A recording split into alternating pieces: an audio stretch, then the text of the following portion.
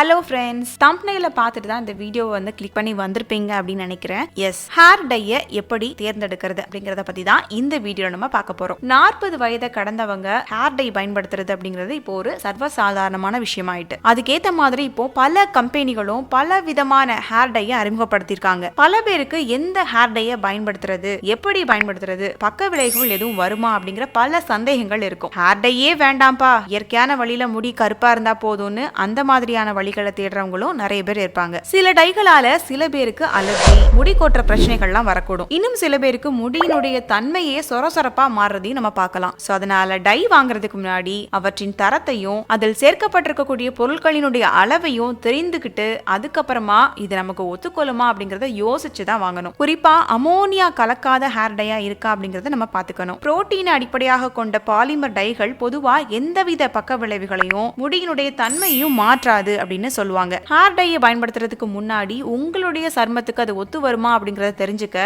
சிறிதளவு டையை உங்க காதனுடைய பின்புறம் லேசா தடவி அரிப்பு ஏற்படுதா, இல்ல செவந்து போகுதா, வேற எந்த பாதிப்புகளும் இருக்குதா அப்படிங்கறத நம்ம செக் பண்ணிக்கலாம். அலர்ஜி இருக்கிறவங்களுக்கு பாத்தீங்க அப்படின்னா கொப்புள மாதிரி வரும், முகம் எல்லாம் வீக்கம் கொடுக்கும். இப்படி இருந்துச்சு அப்படின்னா ஹேர் டையை பயன்படுத்துறத தவிர்த்து ஹென்னா பேக் போன்ற இயற்கை வழிகளை பின்பற்றலாம். அடுத்தது கலர். உங்க முடியோட நிறத்தை ஒட்டுன ஹேர் டையை பயன்படுத்தினாதான் இயற்கையான தலைமுடி மாதிரி இருக்கும். கலரிங் செய்யறதுல கூட இப்ப பாத்தீங்க அப்படின்னா கருப்பு, சிவப்பு, பிரவுன் நிறைய நிறங்கள்லாம் கிடைக்குது. சோ கலரிங் பண்ணணும் அப்படின்னு விருப்பம் உள்ளவங்க அவங்க விருப்பத்துக்கு ஏத்த மாதிரி கலரிங் செஞ்சுக்கலாம். முதல் முறையா இப்பதான் நான் ஹேர் டை போட்டுக்க போறேன் அப்படின்னு சொல்றவங்க ஃபர்ஸ்ட் டைம்ங்கிறதுனால பியூட்டி பார்லருக்கு போயிட்டு போட்டுக்கிறது தான் ரொம்பவே நல்லது. டை போடும்போது கையுறைய போட்டுக்கிட்டு நம்ம பூசலாம். இப்படி கை வச்சு பயன்படுத்தும் போது தானா முடி முழுவதும் ஸ்ப்ரெட் ஆகிறதுக்கு ரொம்ப யூஸ்ஃபுல்லா இருக்கும். சில பேர் டை போடுறதுக்கு ஹேர் பிரஷை பயன்படுத்துவாங்க. இப்படி பிரஷை பயன்படுத்தும் போது அது பட்டையா வச்சு நம்ம தடவணும் அப்படின்னா மேல் பகுதியில் இருக்கக்கூடிய முடிகளுக்கு மட்டும்தான் அது படும். உள்ள இருக்கக்கூடிய முடிகளுக்கு சரியா படாம அப்படி வெளுத்த மாதிரியே இருக்கும். சோ அதனால கொஞ்சம் கொஞ்சமா முடிகளை பிரிச்சு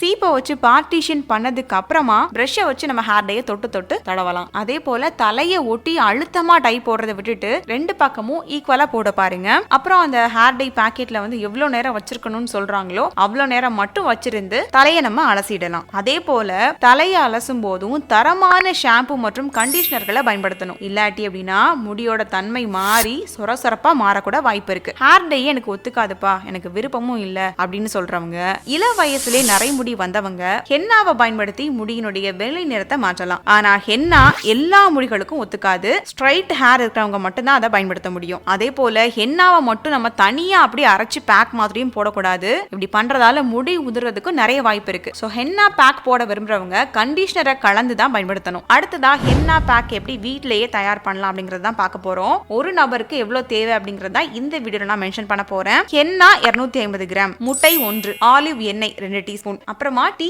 அல்லது காபி டிகாஷன் 2 ஸ்பூன் தேவைப்படும். இதை கலந்து தான் நம்ம பேக் மாதிரி போட போறோம். ரெட் ஷேட் வேணும் அப்படின்னு நினைக்கிறவங்க டீ டிகாஷனை சேர்த்துக்கலாம். பிரவுன் ஷேட் வேணும்னு நினைக்கிறவங்க காபி டிகாஷனை சேர்த்துக்கலாம். ஆனா இந்த டீ காபி 2 டிகாஷனையும் சேர்த்து மட்டும் பயன்படுத்தவே கூடாது. ஆக நான் சொல்ற பொருளெல்லாம் எடுத்து வச்சுக்காங்க. ஹென்னா 250 கிராம், முட்டை 1, ஆலிவ் ஆயில் 2 டீஸ்பூன், டீ அல்லது காபி டிகாஷன் ஏதாவது 1 2 டீஸ்பூன். இதை நம்ம மிக்ஸ் பண்ணிட்டு பயன்படுத்தலாம். இன்னொரு விஷயமும் நோட் பண்ணிக்கோங்க. ஹென்னா பேக் போடுறதுக்கு முந்தின நாள் இரவு ஒரு இருப்பு சட்டியில 50 கிராம் நெல்லி பவுடர், 2 டீஸ்பூன் தயிர், 1/2 டீஸ்பூன் எலுமிச்சை சாறு, சிறிதளவு தண்ணீர் சேர்த்து ஊற வச்சுக்காங்க. நம்ம மார்னிங் ஹென்னா பேக் போடுவோம் இல்லையா, அது நல்லா காஞ்சதுக்கு அப்புறமா நம்ம நைட்ல ஊற வச்சு எடுத்த இந்த நெல்லி பொடி கலவை இருக்கு இல்லையா, அதை வச்சு தலையில தேய்ச்சி குளிக்கணும். இது ஒரு நல்ல கண்டிஷனரா இருக்கும். ஹென்னாவால ஏற்படக்கூடிய இந்த நேரடி வீரியத்தை இது குறைக்கிறதுக்கு ரொம்ப யூஸ்ஃபுல்லா இருக்கும். சோ அதனால இந்த நெல்லிக்காய் பேக்க ரெடி பண்ணி வச்சுக்காங்க முந்தின நாள் இரவே. அதே மாதிரி ஹென்னாவை பயன்படுத்தினதுக்கு அப்புறமா முடியின் நிறம் பாத்தீங்கன்னா உடனே இன்னும் டார்க் ஆயிடாது, கொஞ்சம் கொஞ்சமா தான் டார்க் ஆகும். சோ அதனால பொறுமையா வெயிட் பண்றது ரொம்ப அவசியம். ஃப்ரெண்ட்ஸ், இந்த வீடியோல பாத்தீங்க அப்படின்னா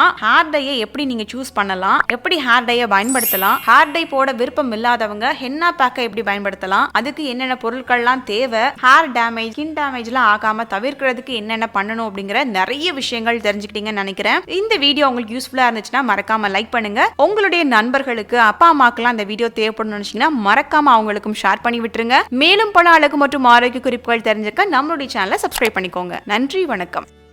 வீட்ல இருந்தே எந்த முதலீடும் இல்லாம மிக எளிமையா நம்ம கேஎம்எஸ் ஷாப்பிங்கோட ப்ராடக்ட்ஸ் ரீசேல் பண்றது மூலமா அழகா சம்பாதிக்கலாங்க. ஒரு பொருள் வாங்கினாலும் ஹோல்சேல் ரேட்ல கிடைக்கும். Free shipping all over India. அது மட்டும் இல்ல, வேர்ல்ட் வைட் ஷிப்பிங் ஃபெசிலிட்டிஸும் இருக்கு. கூடவே ரீசேல் பண்ற டெக்னிக்ஸும் சொல்லி கொடுத்து கைட் பண்ணுவாங்க. அப்புறம் என்னங்க, ஸ்கிரீன்ல டிஸ்ப்ளே ஆகுற 9344527437 அப்படிங்கிற நம்பருக்கு வாட்ஸ்அப் பண்ணுங்க.